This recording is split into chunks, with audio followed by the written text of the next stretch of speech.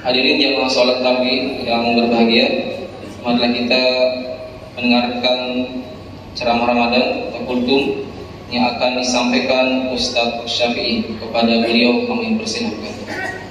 Dan kami akhiri, billahi taufiq wal hidayah. Assalamualaikum warahmatullahi wabarakatuh.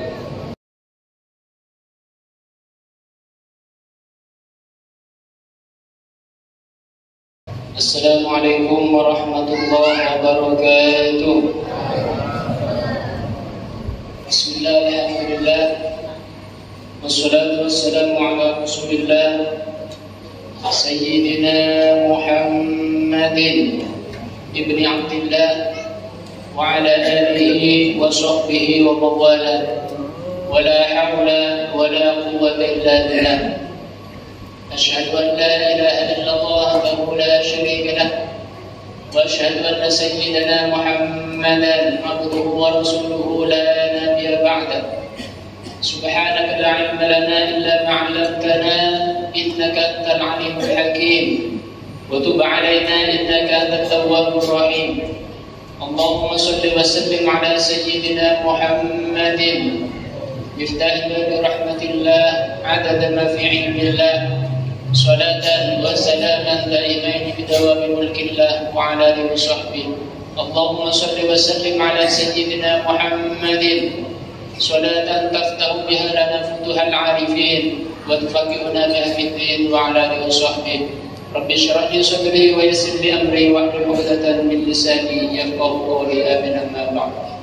Bismillahirrahmanirrahim. Ya Allah wa ilaha wa ya Alhamdulillah, kita panjatkan puji syukur kehadiran Allah Subhanahu wa taala atas segala limpahan nikmat, karunia, taufik dan hidayahnya kepada kita semua, sehingga pada malam hari ini, yaitu malam yang ke-14 dari bulan Ramadan, kita diperkenankan oleh Allah Subhanahu wa taala untuk bisa berkumpul hadir di masjid yang kita cintai ini untuk melaksanakan perintahnya, yaitu melaksanakan sholat isya berjamaah, dan insyaallah akan kita lanjut dengan sholat tarawih berjamaah. Mudah-mudahan kita semua senantiasa diberikan keistiqomahan oleh Allah Subhanahu wa taala. Amin ya rabbal alamin. Salawat dan salam mudah-mudahan selalu tercurahkan atas junjungan kita Nabi yang agung, Nabi Muhammad sallallahu alaihi wasallam. Mudah-mudahan kita semua mendapatkan syafaatnya fi yaumil qiyamah. Amin ya rabbal alamin. Yang kami muliakan para habaib, para masyayikh, para tuan guru, para hadirin, hadirat yang hadir pada malam hari ini, wabil khusus guru kita semua, yaitu Al-Mukarram Guru Murjani, dan kita semua mudah-mudahan senantiasa mendapatkan lindungan dari Allah Subhanahu wa taala. Amin ya rabbal alamin. Pada kesempatan malam hari ini kami ingin menyampaikan salah satu hadis Nabi sallallahu alaihi wasallam. Pernah suatu ketika Nabi sallallahu alaihi wasallam beliau berwasiat kepada salah satu sahabatnya. Beliau memberikan nasihat kepada salah satu sahabatnya, yaitu Abi Dzar Al-Ghifari.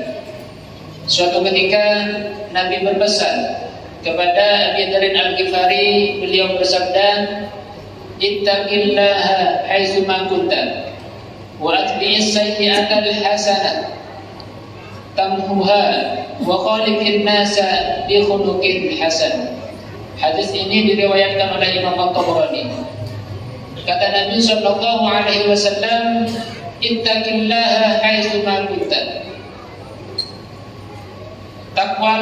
Bertakwalah engkau wahai Abi Dzar kepada Allah Subhanahu wa taala dimanapun engkau berada, kapanpun engkau berada, baik engkau itu dalam keadaan sepi, dalam keadaan sendirian, dalam keadaan banyak orang, baik itu dalam keadaan engkau senang, baik itu dalam keadaan engkau bersedih, tetaplah konsisten istiqomah untuk senantiasa bertakwa kepada Allah Subhanahu wa taala. Perintah takwa ini merupakan wasiat Nabi sallallahu alaihi wasallam kepada Abi Dzar secara khusus, juga kepada umatnya termasuk kita semua secara umum. Kenapa demikian? Karena perintah takwa ini merupakan sesuatu yang penting. Bahkan di setiap mimbar-mimbar Jumat, setiap khotib senantiasa berwasiat untuk senantiasa bertakwa kepada Allah Subhanahu wa taala. Bahkan menjadi rukun daripada khutbah. Jadi seorang khotib apabila tidak berwasiat di dalam khutbahnya, tidak berwasiat dengan ketakwaan kepada Allah, maka khutbahnya dihukumi tidak sah. Khutbahnya dihukumi batal. Maka dari itu merupakan sangat penting berwasiat takwa kepada Allah Subhanahu wa taala. Apa yang dimaksud bertakwa kepada Allah Subhanahu wa taala? Sebagaimana kita tahu bersama, yang dinamakan takwa adalah imtitsali awamirillah wa ijtinabi nawahihi ibtigha'a mardhatillah Subhanahu wa taala. Melaksanakan segala perintah Allah dan menjauhi larangan Allah semata-mata karena mengharap ridha Allah Subhanahu wa taala.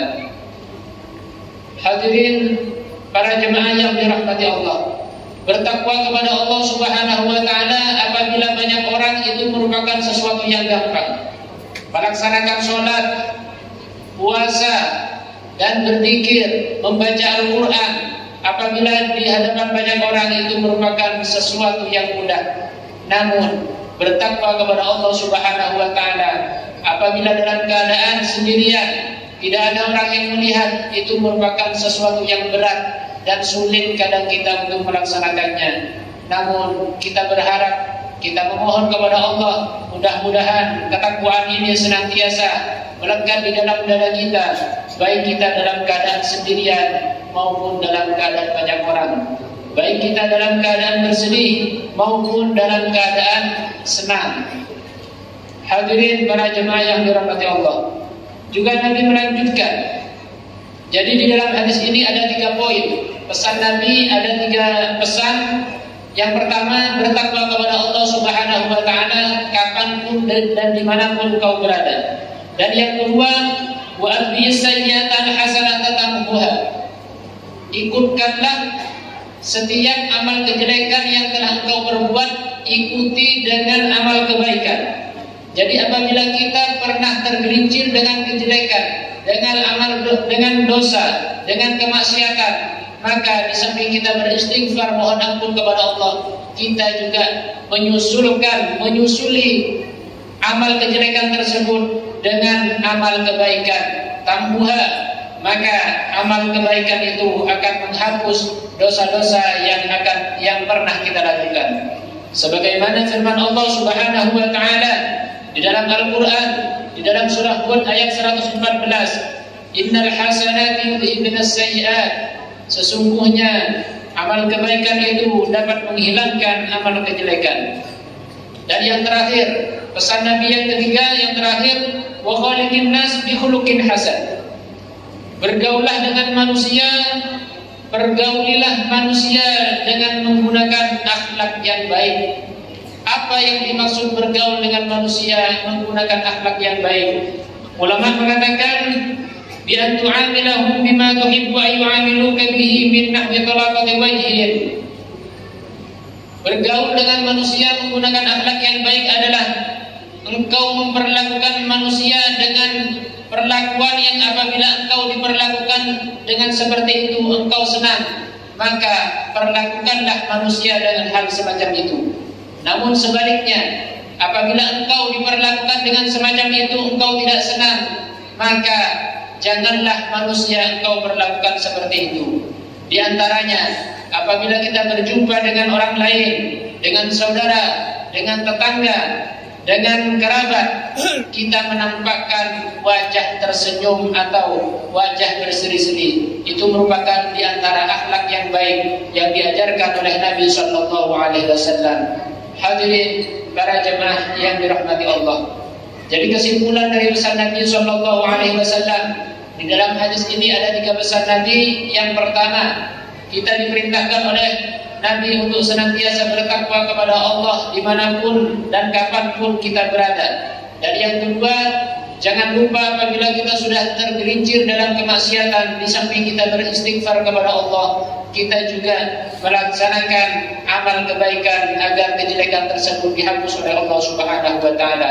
Dan yang pesan yang ketiga, yang terakhir, Nabi memerintahkan kita agar kita senantiasa bergaul dengan manusia dengan menggunakan akhlak yang baik. Jangan sampai kita bergaul menggunakan akhlak yang buruk, karena Nabi merupakan contoh suri tauladan kita yang pantas dan layak untuk kita contoh.